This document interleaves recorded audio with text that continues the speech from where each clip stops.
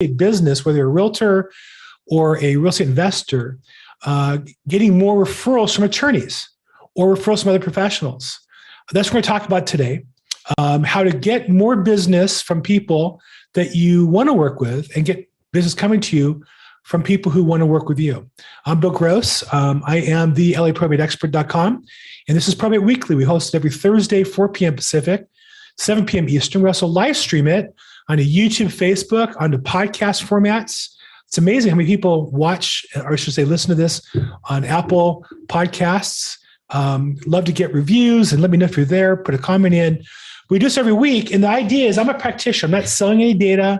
I'm not selling a coaching system. I have a coaching product. I have a this or that. But really, I'm a practitioner, and I made this call because I needed to learn to improve my game. I need to hold myself accountable to grow and be better at it.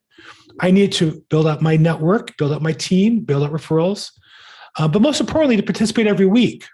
So I challenge you to participate. Turn your camera on, ask questions, put them in the chat box, raise your hand. If you're watching it online, put a question in the YouTube or the Facebook. I'll be checking those regularly for questions to participate. We want this to be a participative. Hey, Carl. There's Carl Sussman's on the LinkedIn.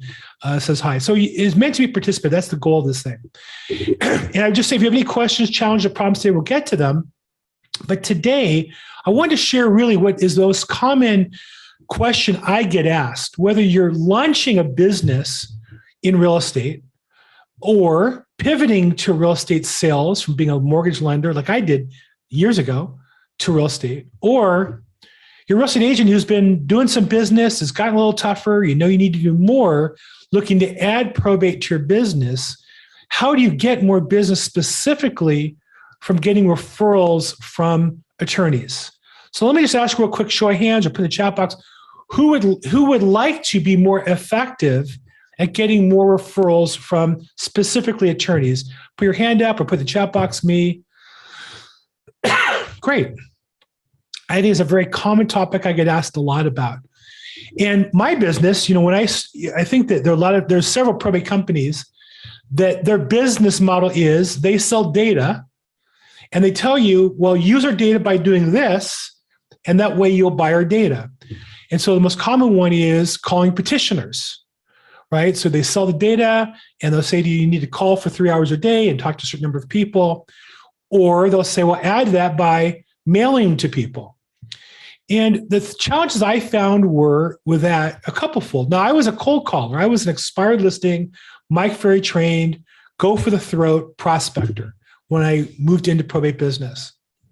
But I don't want to continue to do that, because if your business is based on you working 3 or 4 hours a day every day, really you have a job, you don't have a business, right? A business is something that builds equity and has an exit strategy. You sell it, or somebody manages it for you and you take a profit. But if you have to show up every day, think about it. Think about a hamburger stand. If you're the guy that has to show up, or gal that has to show up and flip the hamburgers and put the tomato and ketchup on, nothing wrong with it, but you're a hamburger flipper. And that's your business. If you own the stand and you buy the burgers and sell them there, really it's just a fancy business. I'm sorry, a fancy job. A business is when you own a hamburger stand or multiple stands, you pay people to flip the burgers, and then you keep a profit as a business person. Or maybe there's no profit, but 5 years later, you can sell the hamburger stand for $100,000 equity. Either one of those would be a business. And so the mistake I think most realtors make is they get caught up. And I think this is how companies were created, the franchise systems like Century 21, where I used to work, or companies are based on new agent training. Like I used to work at Nationwide Real Estate. They're really big on training brand new licensees, but really they're training them for jobs because they teach them how they want them to do business. Same with Keller Williams. They really bring people in while you're independent contractors and self-employed. It's really a job. And so the only way you can get out of that is you have to build enough business that it comes in without you working at it all the time, or you can refer it to other people. And if other people then do the business and you make a percentage, then you can start to build equity or you can build cash flow. So one way is, and the question Tony asks is, how do you approach attorneys? We're going to talk about that. One way is, if you, instead of dealing with contacting people who need probates, is if you talk to people who know people who need I'm sorry, I said it wrong.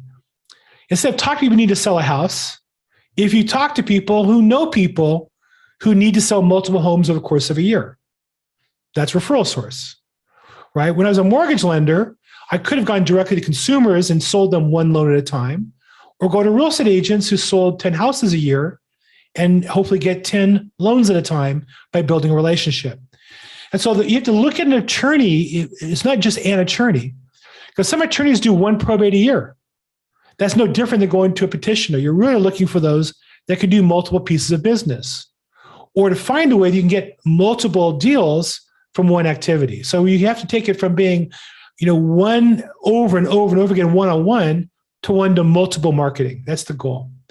And so one of the common ways, attorneys. Now, the companies that sell you data, and they are in the business of selling data for the most part, will say, well, you can cold call attorneys.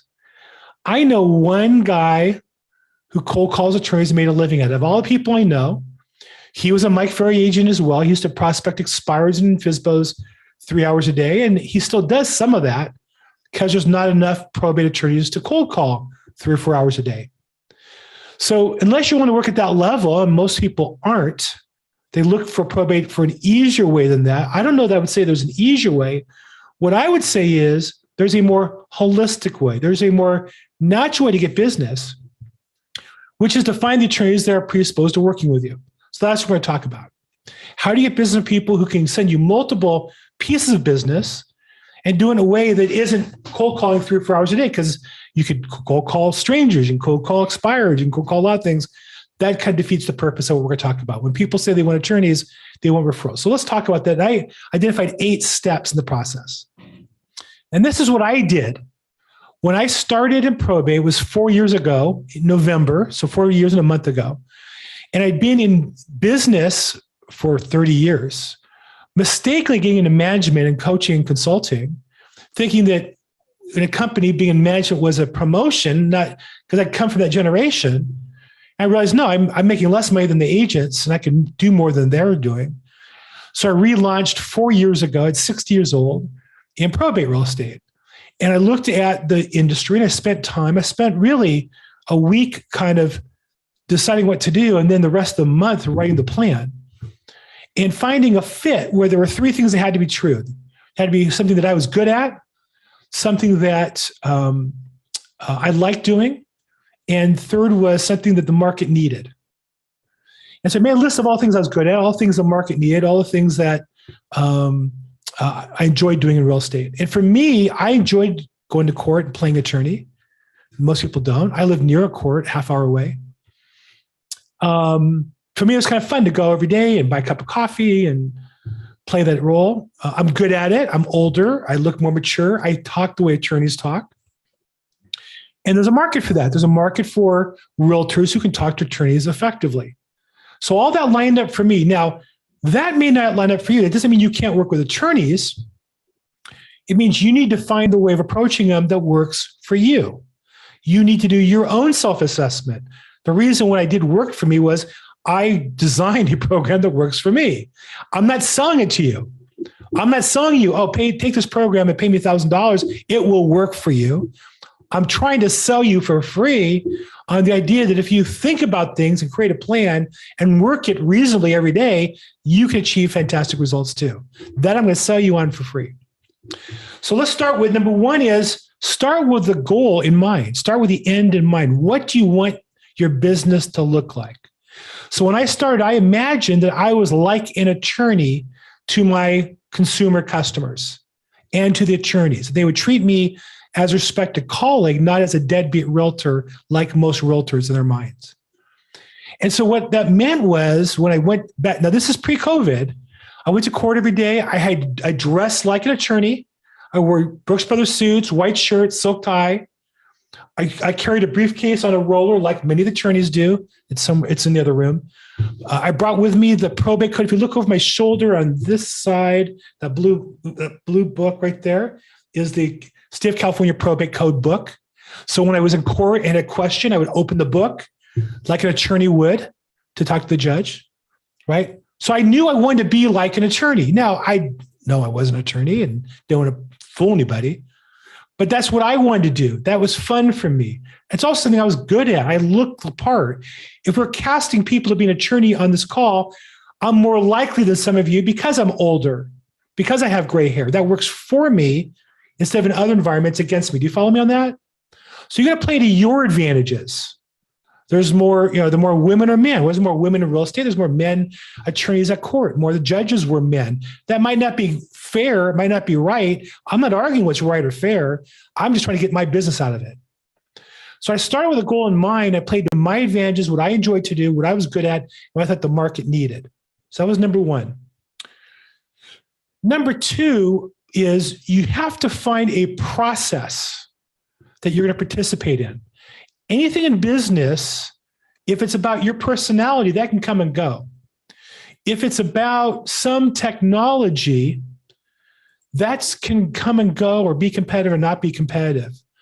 But if it's a process, you can work it over and over again. So for me, it could be cold calling a group of people, whatever that means. It could be door knocking for real estate agents. It could be mailing.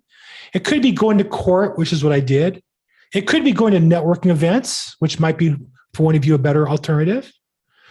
It could be, like I do now, interviewing attorneys and putting on social media, but there's a process to it. And once it's a process, you do it over and over and over again. It becomes a habit. So I wanted to devise my attorney business into two phases. Phase one, pre-COVID, was going to court every day. I had a process. Left the house by, in my case, 7:15, at the court parking lot, 7:45, in the court when it opened up at 8 o'clock, cup of coffee in what I call Broadway. It was like a main, at LA County Court, it was like a main hallway on the second floor that crosses with where the little coffee shop is or the little snack bar is. I wanted to be right where the highest traffic spot was, with a cup of coffee at 8 o'clock, staying there looking like an attorney with my roller briefcase. That was my process. And then I would go into court 8:30, listen to a court from 8:30 to, there's a lot of details behind it, not really relevant, but just to share with you. I also would host a meetup at court at 8 o'clock, 2 or 3 days a week, where I would walk people through the court and show them probate court. Why did I do that? Because the attorneys would say, what are you doing? Who are these people following you like you're the mother hen? Well, I train other realtors on how to do probate business. Well, of course, attorneys will look at me as an expert when I do that, right? So it wasn't an accident I did that. I had a process. So I can share with you all those details. Glad to individually, if you want to give me a call. I don't want to bore you with, those are the details that worked for me back then. My question for you is, what are the details to your process? My day from 7:15 leaving the house, parking at 7:45 in the court for 8 o'clock till 10:30 was all laid out what I did every day. And my goal was to leave having met 1.5 people. That was the number I worked out that I had to meet to make my numbers work. You say, well, why is it 1.5? Because I took my goals and divided by the numbers. And it turned out that if I met 1.5 people a day, where I had their name, address, phone number, email, and permission to contact them, if I did that, I would achieve my goals, and I did. What's your process? So whatever it is, it has to look like a process. And business development is probably 3 or 4 hours a day. It's your main activity. I'll show you today, my main activity is really calling people, mostly on referrals, setting up interviews to interview attorneys and vendors, which leads to referrals and leads to inbound referrals as well. So I have a process, and that's my mornings are blocked off those activities. So you got to think about what your process is. So a couple options, again, could be door knocking, could be going to court every day, could be phone calling, could be going to network events, but your business has to be a process of some sort. Number 3, I'm looking for questions real quick. Feel free to put in the chat box, by the way, your name, your contact info, and then what you're looking for or what you bring to the marketplace. Because this is also meant to be networked, and I'm fine with you guys, doing business with each other. I think it'd be great. Who are the people you're meeting and where to get access to Probate Codebook? Okay. Probate Codebook was on Amazon. I just Googled Amazon, California Probate Code 2021 back then, now 2022. And it's not cheap. It's like $90 or something, or $80, whatever. If it's that much, then other people don't have it. I don't really care. You can go online and print certain pages, but there was something, and in the beginning when money was tight, I just printed a couple of pages and brought the relevant pages. As I make more money, I reinvest my business, and now I have the actual code book. And when I hold it, the attorneys are, wow, you really know your stuff. It's funny, when you hold a book, people assume you've read it and understood it. Now, I will share with you, I did read the relevant portions to me in the code, but I didn't read the whole book. It's a huge, thick book. What else way back there? I don't want to bug you guys with that. But anyhow, I've read maybe 20 pages are relevant to me.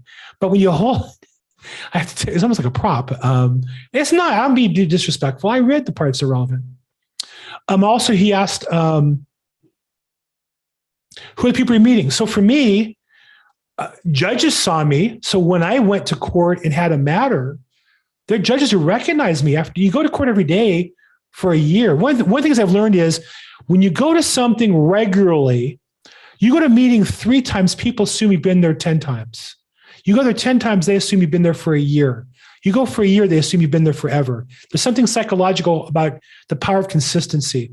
So I went to court, and I would go in LA County, I could see where the court sales were. And I would go there and I'd watch the judges. I learned what they did. I learned the tricks.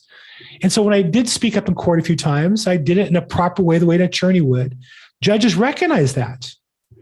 And so over time, so I met, judges saw me. I met one once in the hallway when an attorney introduced us.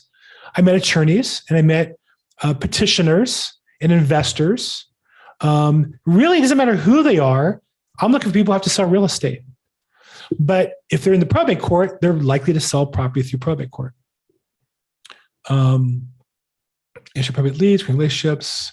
There you go. Okay, good. Okay, so that's 2. Probate's a process. Number 3 is you want to learn the process. See, real estate agents and investors always ask me questions on how do I get the leads? How do I get the deals? How do I get the listings? And that is the goal. But really, if you learn how to create value for people, you don't have to look that hard for business. The money we make is a reflection of the value we create for other people. And when we remember that our goal is to create value for the customer, business will come to us because we're of value to our customer. If we're just looking for people who need to sell a house and ask them, let me sell your house, that's not a fun way to do business. It's not a relationship. It's really a hard business that way. I've had sellers say to me, well, we'd love to meet with you. Our attorney referred us. And so we're interviewing 4 other agents. On Tuesday, can you come at 3:00 or 5? And I would say to them, if you think I'm one of those 5, then you don't know who I am or need me. If any agent can sell your house, then you don't need me. I'm the agent you want if you want a specialist in probate to make sure things don't get messed up. And I had sellers call me back and say, oh, we saw your YouTube channel. I see who you are. No, we want you to list the house, right? That's who I want to list for. I want to list the house for the person that appreciates me. I don't want to list the house for the person who thinks, oh, we gave you the listing. If you don't do what we say, we're going to pull the listing and give it to somebody else, right? That's not who you want to do business with. And so if you come from learning the process, so I interview, if you come on my show or you go to the past episodes or at episodes.probateweekly.com, and I interview attorneys, in some cases in other states. And always have a smart aleck who'll say, why do I care what an attorney in Kentucky says? Or why do I care what an attorney in Florida says? And the answer is because the principles are the same. If you're a student of this business, you want to learn those principles, not just the rules. And you also want to learn from a master. When I interview somebody who's a master, the top estate planning attorney in Louisville, it may not ever give a referral to you, but you're listening to somebody who makes a lot of money helping a lot of customers. And by being better, you're worth more. You're going to get more business. That's my philosophy. Now, if you don't agree with me, that's okay. But I'm telling you, that's why I do it. That's why I interview them. Because I learned from everybody I learned from that I interview, every single one of them. I do the interviews, number 1, because I want to interview them. Number 2, it's good marketing. Nothing wrong with me putting out on YouTube. It's great. But number 1 is always, I want to learn more of the process. So that's why I go into other live streams. This is mine. Chad Corbett's I went on regularly, and then he had some personal conflicts, asked me to fill in as the host on that. I do his. I was on his program last night listening to learn. I go into allleads.com. It's a bad time slot for me, but I try to get on there or watch it on replay on YouTube. I watch them all the time on YouTube. Why? Because in an hour, here's the thing. I make a lot of money now. But if I get one good nugget in an hour, I don't have to pay attention fully the whole hour. If I get one good nugget, that's worth a lot of money to me. I'll give you an example. I went to court once. There's a gal who, like me, is pretty sharp on court sales, and she had a little trick to get a little extra commission. And so instead of an $18,000 commission, she got $20,000. And I watched her do that. I said, you know what? I'm going to do that from now on. And I learned how to, one trick by paying attention in court. It wasn't my case. It was somebody else's. But that one trick, I've probably made $10,000. I probably made the extra $2,000 5 times by paying attention to somebody else's business. So I would say if you really want to be successful attorneys, the opportunity is, because we're attorneys, they're generally speaking smart people who went to school and learned a lot. And if you can learn the process, you'll be more of value to them. I've literally been paid by attorneys' cases as an expert witness. I've had attorneys treat me like I'm their probate consultant. They're going to give me their business when they have that relationship with me. That's the goal you want to get to for all of you. My goal is to help you get there. Okay, that's number 3. You want to learn all the time. Learn as much as you can. Take every opportunity. Number 4, now this is one, none of you are going to like this one. But again, I'm not selling this, so I don't care. I would rather one person do what I tell them to do and be successful than 100 of you buy some stupid program you're never going to use. I'm so past that business in my life. So here's what I'm going to tell you. Start with attorneys already in your database. None of you are going to like that one. You're all, oh God, not another call your center of influence or your sphere database. Yes. The first thing you should do is identify every attorney that you already know. And the next thing you should be doing is contact all the other people you know for the attorneys that they know. And I can go through this. There's a class I do for an hour on how to do this. But I will share with you, when I started, I went through my center of influence database, started with the A's. I got to D. As a friend of mine, he's a personal friend as well as a past client. He was an attorney, but he was not a probate attorney. He was a civil litigator, let's say. I talked on the phone to him, just checking in. How can I help you or your clients? He said, no, it's funny. I had a client who has a problem with her title, with the property line. Now, I'm not. Anybody here a property line specialist or real estate agent? Answer, we all are. I want everybody to call me those problems. I'll tell you why. He started to explain it to me. He said, well, would you give her a call? Sure, I'll give her a call. Nice elder lady. She was widowed, 50 years married. God bless her. Her husband passed away. He took care of the rental property. She knew nothing about it. The neighbor and she had a conflict where the fence was and the city was citing this wall. Blah, blah, blah, blah, blah. Can you come see it? Like, it's in East LA, not really East LA. It's kind of like in Boyle Heights area, which is maybe with traffic an hour, without traffic, 40 minutes from my house. Fine, I'll come by.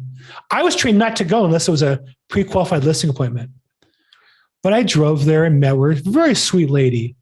We walked around the property. It took about 45 minutes. She told me the whole story, the whole thing. But at the end of that story, she said to me, she just turned to me and said, you know, can you just sell this property for me? And my listing presentation was, sure. And we listed it and we sold it. Not enough. I'll tell you the rest of the story. So again, my training was never to go to the customer's house afterwards and to give good value. Service was enough.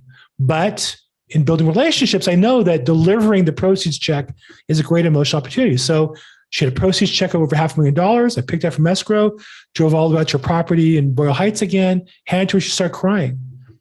And she said to me, I've always wanted to move to Phoenix to be with my sister. Do you think you could sell this house, being her residence?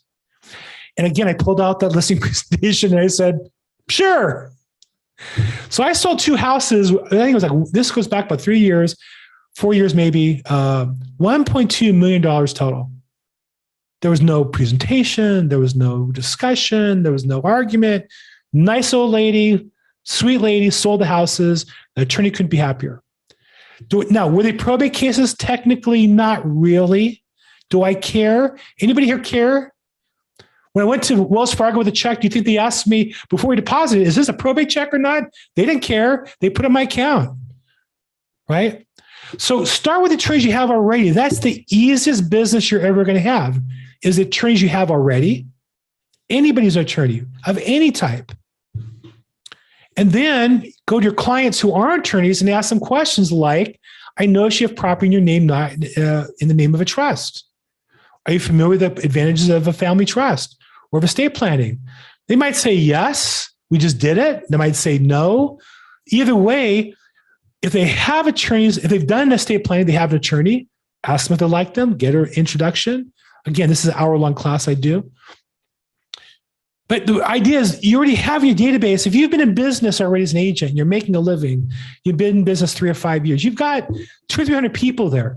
They all either have an attorney or need one. Doesn't matter which it is. You just don't know the answer yet. Find out the answer. If they have an attorney, meet them. If they don't have an attorney, introduce them to the attorneys that you're going to meet. And there's your business. So that's number 5. Start with, then go back to your clients and find the attorneys that they know. So number 4 is start with attorneys you know and tell them, hey, I've really gotten into probate and estate planning. And I'm just curious, do you come across that at all? Do you handle that business? No, I don't. Do you know attorneys that do that? Oh, yeah, I went to law school with Joe. Joe's at this law firm. That's number 4. Number 5, your clients, ask them for their attorneys.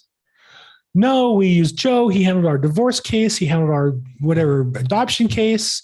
You call up, is he good at it? Yeah, I ask about attorneys all the time. You call up the adoption attorney. I'm just curious. Do you know attorneys that do probate? Will all of them have referrals for you? No. Will some? Happens to me every day. Literally, I made an appointment today to interview one.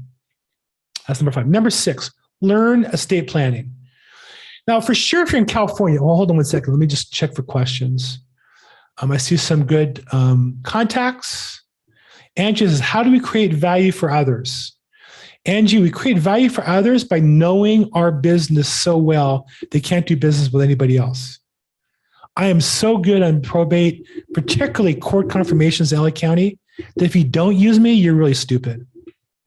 Now, I'm saying that to you guys as friends. I wouldn't say it like that to a client or attorney. That's how well I know that material. Most agents I talk to haven't even read the probate forms they have to have a customer sign. Start with that. You should know every word in those forms. And if you don't, come on this call and ask questions about it. Because you should never ask a customer to sign something that you don't know what it means. Let's start with that. Okay, Chuck wants to create a business plan with probates. I think it's great. Great plan. Love to help you with that. And let's see where else. When I was in the courtroom all the time, did I go and get copies of the DE 111 petition? So Andrew, the answer to your question, Andrew's asking me, when I went to court, did I go and do my own research? And the answer is, I learned how to get the data. And by doing that, I sat next to, in LA County, they had 4 computers in the computer room, or the probate research room. And I met a lady whose job was, she went to court every day and took the forms and put it into a spreadsheet, and they sold that data. So I saw how they got it. I get my own data from a service that I pay for. And then I also scrape data that's on the LA County website. So my answer to your question, though, is I learned everything about all the data that is available in LA County. I've researched every data provider. I've gone to the website and learned every piece of the LA County website. I've talked to several third-party providers about what they offer. I believe I know every single piece of data that's available, and I accumulate all the data I can for LA County, and I'm adding Orange and San Diego. So to answer your question, yeah, I learned how to pull up the petition and get the information from it. And I still do that today from my computer online. But I would say that learning how to get it doesn't mean you have to go every day to get it. You might find a service that was more efficient for you. And since you're asking about DE 111, that means you're in California. In most counties, you can get it online without having to go in person. Okay, other questions. Look at that. Horace says he's going to first appointment with an attorney on Tuesday, and they're buying you lunch. She's our family estate planning attorney. Fantastic. Horace, what a great opportunity. And maybe you host a live stream, invite your clients to come learn about estate planning with her or post that on your Facebook. And then Chantel says they have to sign a probate document if they already completed probate court. Yeah, I don't know really what you're asking, Chantel. If you want to unmute and jump in, I'd love to answer your question. But when you say completed probate court, completed means the title of property has been changed. So I don't know really what you're asking. Okay, so as in, like they already finished the divorce and all of that, and they got title of who will keep the property. Do they still need to sign up the probate document? Because I just met a buyer that told me that she's going through probate court now, and she's going to get back with me once they, finalize who gets what, because they have more than one home. So I'm just trying to see exactly when would she need to sign a probate document. And what county is this being done in? It would probably be Fulton County in Georgia. Okay. So I didn't know as much about Georgia or Fulton County. But what I'd say is that at some point, probate is the process by which the state transfers title from the decedent to whoever is going to get it, the heirs. So in most cases, the title of the deed is in the person who passed. It has to be changed through probate court. Either somebody gets the authority to sell it, or through the probate court, the heir gets it titled in their name. Depends on how they want to do it. So it depends on what the administrator or the executor of the estate wants to do with the property. If they want to sell it, they're going to sell it. They don't need to wait to the end of probate court. They usually can sell it as soon as they have the authority to represent the estate. So I don't think they have to wait till the end. I think it would be as soon as they get authorized, they should be able to sell the property. Again, I don't know Georgia law as well as California, but in California, you file a petition, and if you get approved, and it can be as little as 35 days or so, then you can sell the property right away if you have full authority. Okay, thank you. Sure. Thanks for jumping in. Okay. So I gave 5 points so far. 1, start with a goal. 2, it's a weekly process. 3, learn about the process in detail. 4, start with attorneys you know. 5, start with the clients you know. Number 6 is learn estate planning. And here's a case who was it? Horace Chavez said he's meeting with his estate planning attorney. Perfect. Learn estate planning. Go online, YouTube. You can learn everything you want on YouTube about estate planning. Why should somebody have an estate plan? What are the advantages? What are the risks? What are the costs? What are the options? Find 3 providers: cheap, middle, and high-end, sophisticated, or more, male, female, nearby, like in my case, LA, Orange County, the Valley, different providers. So when people call and say they want a great estate planner, I can say, well, what are you looking for? Male, female? Are you looking for LA, Orange County, the Valley? Are you looking for a low-cost entry point? You're looking for a sophisticated estate plan, and send them the right person. How do I do that? I interview estate planning attorneys all the time. Another thing I've done for estate planning attorneys is I host them on my video. I've had them on this show. I've had them on other smaller shows. I can't host estate planners every week. You guys would be bored with that. But I separately will host them and post a video on my YouTube channel, on my Facebook channel, on my LinkedIn. Okay, let's see real quick. I got some thumbs up online. And there's Angela saying hi to Carl. Okay. And there's Dave with some information. Okay, good. So I think we're all caught up with questions. So point 6 is learn estate planning. Learn what it is. Learn how to offer it to your clients effectively. Like for me, if you called me and said, hey, I need a great estate planner, depending on what you're looking for, where you're looking for it, the price range, or how sophisticated it is, I'm not just going to give you the information. I'm going to give you a video I did with that person. And I'm going to have permission to give them their information. Now, attorneys aren't going to call your customer and set an appointment, but their marketing assistant might, or their administrator might, or their secretary might. So I would make an effective, I look at a referral to an estate planning attorney as like a seed for future business. Okay, I know a lot of probate seems heavily slanted towards California, and the reason why I'm in Georgia I'd like to know what your American Fast state. Well, I actually have a team member in Georgia. I have one in Athens, where University of Georgia is. LA County is the largest probate court in America. And because it's consolidated in one court building, that's why there's more. And I'm from California. That's why I talk about it the most. But I'm actually building a national team. I'd love to get a team member in Atlanta.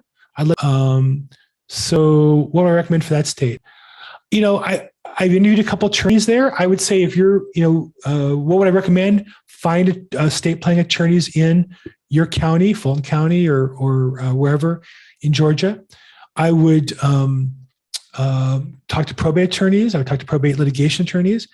I'd love to meet one and interview them on the show. If you know of a good one, please pass on the info. If they're outside California, especially, I'm looking for more to interview for my channel and for this program. What else? Let's see. Talk offline, Andrew. I'd love to talk to you offline, Andrew. That'd be great. And I think I'm caught up. Okay. Tell us about your approach when I interview attorneys. So when I interview them, the first thing is, again, to go back to the points I gave you guys, number 3 was learning. The number one purpose for the interview is for me to learn about them and the subject matter. I'm pretty good on estate planning, but I want to learn more. I'm pretty good on probate. I want to learn more. Second, it's a way to build a relationship. And third, I'm trying to pre-build the relationship with my customers that I'd love to refer to them.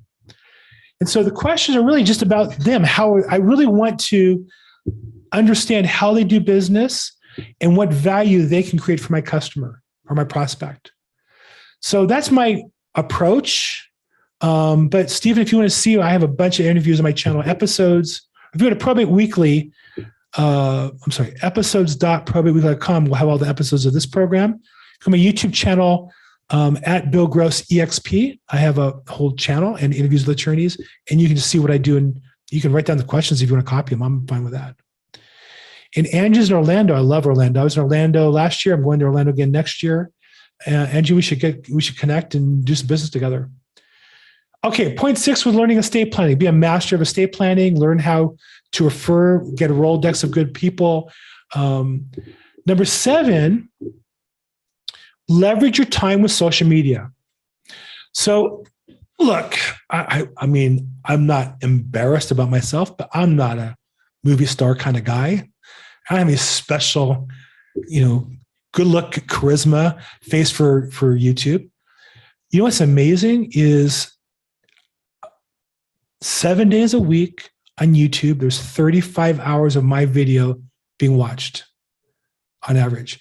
You know what's amazing is I do a 15-second YouTube short now that takes me a minute by the time you're all done with it. And on average gets 15 minutes of watch time every day. I do one every day. So I think part of it is if you have a message or develop a message to share with people, you can leverage it with social media. Now, how do you get a message? Well, one is learn. If you're always learning, and if you really enjoy the learning process, you want to share with other people. That you have something you're learning, you can share what you learned with somebody else. There was a great movie with Leonardo DiCaprio where he plays a con man, Catch Me If You Can. And at one stage in the movie, he plays a high school teacher, even though he was a high school age. He was teaching, I don't think it was math, I think it was history, at a high school where he had not taken the class. And I saw him interviewed, and he was asked, how were you a teacher in high school when you were high school age? And he said, well, I just read the chapter ahead of them and then taught that chapter. See, we think we have to be experts in social media, but the truth is, all you do is learn one thing. And then if you share that with your prospects who've not learned it, you're now teaching them. And by the way, when your attorney prospects see you teaching your customers, they want you because now you've proven yourself to be a leader and an influencer among your prospects. So you can leverage what you do with social media. Now, I see real estate agents who do things like, cutesy little pictures. If that works for you, great. Hard to see how that would develop for business in the long run. I won this award. I won that award. I don't know. I don't find those particularly interesting. But when I see a real estate agent talk about the market with some good data or something they're doing on their houses, I'm interested in that to learn. And I assume customers are as well. So I would say to you that if you really want to build your business with attorneys, make sure your content's consistent with that. Attorneys are more on LinkedIn than they are with Instagram, and they're more intellectual generally than emotional. And so they're looking for content. They're looking for information. They're looking for tips and tricks. What courthouse are you in? When the courthouse was changing the rules, I was quick to see those rules and post them on my social media to be a resource to my attorneys. I wanted them to know I'm on top of my game in the court as well. So leverage what you do with social media. You have a tremendous opportunity. I say this all the time, there's never been a better time to build a business in real estate than right now, for a lot of reasons. One of them is we have the opportunity to amplify everything we do with social media. Check out my YouTube channel at Bill Gross EXP. There's a link in the chat box. Number 8, and this is the last piece of content I'm going to talk about today, is look for every opportunity to meet with attorneys. So I don't know where you are, but join the local bar association as an affiliate. One of my team members, I see her all the time. She's on the chat room with attorneys in LA County all the time. She's answering questions, asking questions. There are real estate agents that go to the bar association events as an affiliate. Don't lie and say you're an attorney if you're not. But they want affiliate. As long as you pay membership fee, they're glad to have you come. Sponsor it. Now, I don't go to one. So here's my rule.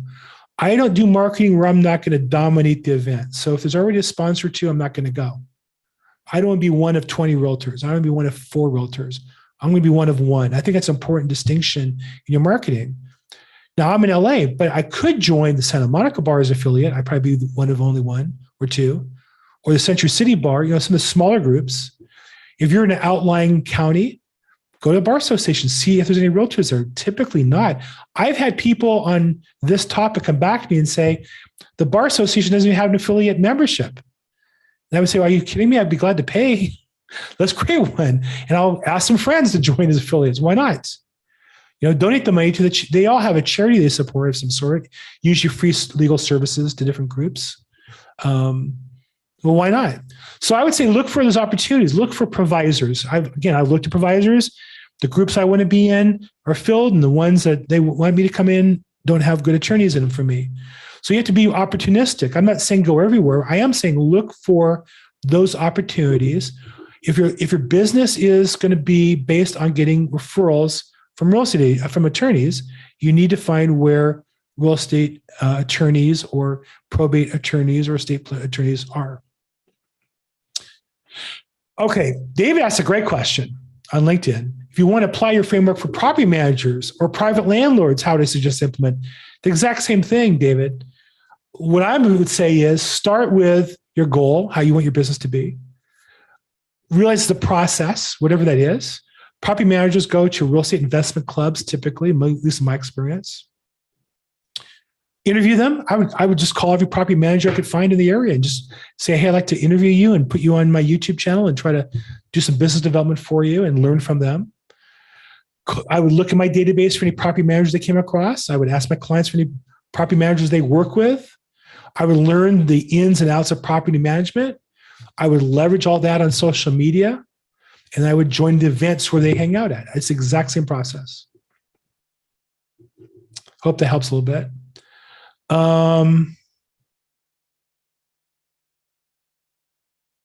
So Oscar, I'm not sure if you're asking a question there, but thank you for joining in and glad to help if I can. And for anybody here, feel free to reach out to me. And I often will say to you, set an appointment with me and let's talk on the phone. I offer free consult with anybody who's trying to build their business. I'd rather you text me or email me than Facebook Messenger. I'm not really on that a lot. But if you're watching on Facebook, reach out to me that way. That's fine, or LinkedIn, or however you do that. But I'd love to help you and help you build a business. Okay, I talked a lot. I usually try to interview people rather than do a lot of talking, but this is a topic that is on my heart and I want to share with you guys. How can I help you today? What questions do you have of what I covered pretty quickly today? Yeah, I had a question about Chad Corbett. Sure, Chuck. Taking his class. I know you took his class and you're pretty active with him. Would you recommend doing that? Yeah, I think I don't know you and well enough to say yes, but I would say that I'm big on education. The number one investment is in me, right? So at one point that was classes and learning. That's why I buy the book for $90. That's why I took Chad's class. I took the class last night. I take every class he puts out because I need to learn. There's no more valuable investment than in making me more knowledgeable and more comfortable with the material. Chad to me is the best in that business. He's not selling the data; he's selling the dream, and he's selling the mission of helping people. That's what makes him different. He used to be part of All Leads where they sold the data, but he doesn't do that today. And I have a lot of respect for him, the way he does. I help out a bit with him. I do have an affiliate link with him. I was a co-teacher on the Earn program with him. And I substitute for his class. I'm not part of an owner or anything in that business. I don't get paid by him other than affiliate income. So Chad Corbett is the founder of ProbateMastery.com, ProbateMastery.com. He was the original coach at AllTheLeads.com and one of the founders there. And then he left to create his own company, ProbateMastery.com. Horses, what are some good talking points to bring up at a lunch meeting with the attorney? So I would say what are more good questions? Selling isn't telling, selling is asking questions. That's a Mike Ferry line. And so I'd always want to ask them about their business and make it about them, not you. I would never sell myself at a lunch meeting with somebody. The opposite. I want to get them talking. It's kind of like the rules of dating. Now, I will say I've been married 36 years. I haven't been on a date during all that time. But I do coach marriage-minded men on dating for marriage. And one of the rules is the goal is to get the woman talking more than the man. And the tool I use for that is I have a chess clock over there. If you ever play chess, in chess clock, your timer runs, you push the button, and then your opponent's time runs. They push the button when they move. And if your time runs out, you lose the game. I always think about that as I want the other person's clock running, not mine. And here's the rule, the more they talk, the smarter they think you are, which seems counterintuitive. So, Horace, I would have a list of questions and ask them about their business. And the more they talk, the better off you're going to be. Okay, good. Thank you for the question. Chuck, I think I answered yours, and Horace, I think I got yours. Other questions? Comments? Let's see here. I think we're up to date on the comments. A lot of online participants today, a bunch on YouTube and Facebook. Glad to have you guys on board. Again, you can ask questions in there as well. And if it's a replay, I'll get back to you. So do I know anything about MTI Education? They have a probate course. I was wondering if it was any good. So Denise, MTI is Mike Torres. I've known of Mike for a long time, took his class years and years ago. I would say that it's good. It's like everything else. It's good. They primarily are selling data, and their primary goal is to get you to buy the data so you cold call petitioners.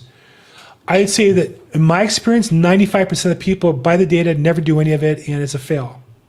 That's my experience in talking to other agents.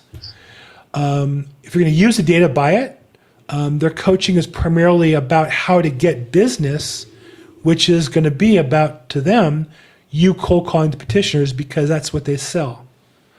It works in some places and doesn't in others. So I would say it's worth taking the education, depending on your budget. They have like a weekly mastermind, or they did at some point. That was pretty good. The coach, I think, did a good job, but he's not a practitioner. He's a coach. The problem is when you're a practitioner, you don't necessarily know what's really working in the marketplace. I'm a practitioner. I do this every day for a living. I talk to petitioners, attorneys, deal with the court documents every day. Only in LA, or in California, I know the principles nationally.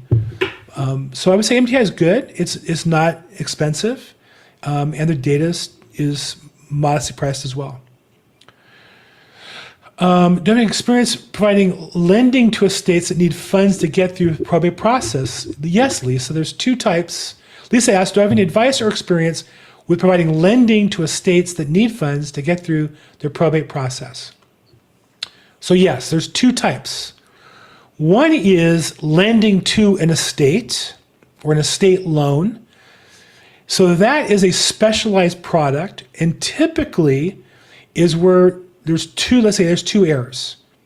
I just use an easy example. It's $1 million property, and it's left to two brothers. They each get half a share. One wants to keep it, one wants to sell it. So to buy out the one before they close out the estate, they don't really have the money. They can't qualify for the loan for whatever reasons. So they lend the money to the estate, and they give $500,000 to one brother, and they give the title for the whole property to the other brother, and then that brother turns around and refinances the property and pays off the loan that way with a conventional loan. So those are estate loans that are done like as a bridge loan to get the estate out of the asset and get that distributed. The other is a probate advance. It's not a loan, but for an heir who maybe has a property but no cash, and to advance the money, minimum about $10,000, commonly for legal fees, avoiding foreclosure, getting rid of a tenant or a squatter. I actually teach a class, getprobate.cash, every Wednesday morning at 8:30 on that subject, Wednesday morning Pacific time. That's also on my YouTube channel. But if you go to getprobate.cash and sign up, and you'll get invited, you'll get a replay link, and hopefully that will help you advancing. But I have my own advance company. I actually will pre-qualify and either lend from my company or will broker through an advance company. I just found the advance company's service not sufficient for my experience for the level of service I want to give my customers. So rather than turn my customer over to another company, I handle it. My assistants handle it for me, and then we pre-qualify it, and then we get somebody to agree to buy the advance, and then we package it that way. So I have a lot of experience in the area, Lisa. If you're interested in a specific case, or anybody, if you have a specific case where somebody needs a loan, I know several companies that lend money to estates. Be glad to make a appropriate introduction. And if you need an advance, I'd be glad to talk to you or your client about advance money. Hope that helps. Andrew says, have I encountered handyman contractors okay to get paid through escrow? Most of all. Andrew, literally today I got an invoice on a $17,000 contractor where the city cited the property for a wall and had to be removed, and it cost $17,000, and the contractor gave us the invoice, and it's going to get paid through escrow. So I do that all the time. Depends where the property is, what the amount of work is, if the contractor has confidence that you know what you're doing, because if they're going to get paid at the close of escrow, they need to know at some point you're going to close escrow. So definitely I work with that, and that's a key tool in my toolbox, are having contractors who will be willing to get paid, or sometimes I advance the money. I have a special credit card just for advancing to estates.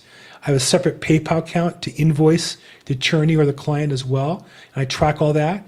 And sometimes I'll just advance the money. Sometimes it's just easier for me to pay out $500,000, and I've carried quite a bit if I know I'm going to get paid at the end. So as an agent in business, I'll do that as well sometimes.